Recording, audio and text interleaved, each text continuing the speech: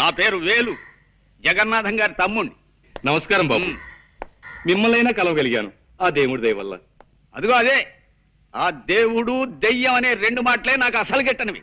దేవుడు లేడని గాఢంగా నమ్మే మనుషులో మొదటి వాడిని నేను. శ్రీ సూర్యనారాయణ వేద పారాయణ. అది నా భార్య సుబ్బలక్ష్మి. దేవుడు ఉన్నాడని గాఢంగా నమ్మే మనుషుల్లో మొదటి వ్యక్తి అది. దేవుడు లేడని తనకు నచ్చ చెబుదామని నేను ప్రయత్నించినప్పుడల్లా నా మాటలు వినిపించని లెవెల్లో గంట వాయిస్తుంది. అందుకే ఆ ప్రయత్నం చాలా కాలం క్రితమే మానేశాను. చిత్తం, ఆ పొలం విషయం స్ట్రైట్ గా చెప్పాలంటే ఆ పొలం నీ కవులకివ్వను. నీ ఫేస్ నాకు నచ్చలేదు. తమ అన్నగారితో కూడా ఓ మాట మాట్లాడి వెళ్తానండి. అన్నా దున్నా నాకెవ్వరు అన్నలేరు. నేనే జగన్నాథాన్ని. మరి ఇందాక తమరు జగన్నాథం గారు తమ్ముడు అన్నారు. ఆయన ఎప్పుడు అంతే బాబు. అనుమానం ముందు పుట్టి తర్వాత ఆయన పుట్టారు. ముందు మారి పేరు చెప్పి అవతల మనిషి లోతుపాతులు తెలుసుకుంటారు. తర్వాత సమస్య పేరు చెప్తారు. చాలే, ఇక ఆపచ్చు. చాలా ఆశ్చర్యంగా ఉంది బాబు. మరి ఇంత అనుమానమా? సర్లే, ఇదేం చూసావు? చైనా యుద్ధంలో శత్రువుల్ని వెతుక్కుంటూ మా బెటాలియన్ ముందుకెడుతోంది.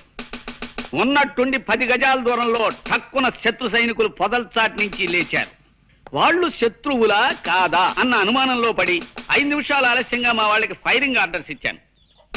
ఈలోగా శత్రువులు మా బెటాలియన్ మొత్తాన్ని పచ్చడి కింద చావగొట్టేశారు. నేనొక్కడినే చావు తప్పి కన్నులొట్టపోయి బతికి బయటపడ్డాను. అఫ్కోర్స్ ఆ తర్వాత భారత ప్రభుత్వం నన్ను ఇంటికి వెళ్ళిపోయి విశ్రాంతి తీసుకోమందనుకో, అది నీకు అనవసరం.